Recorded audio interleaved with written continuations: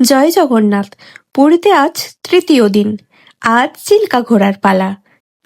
আমরা একটি প্রাইভেট সংস্থার সাথে চিল্কা ঘোরার প্ল্যান করে নিলাম। চলুন যাওয়া যাক। আমাদের এসি বাস 250 টাকা করে মাথা পিছু, আর নন এসিতে গেলে 200 টাকা করে মাথা পিছু।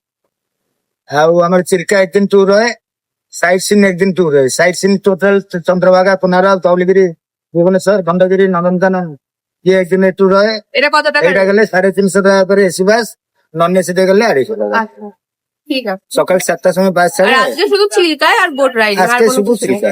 ঠিক আছে। পুরী বাস স্ট্যান্ড থেকে সকাল 8টা নাগাদ বাস ছাড়লো।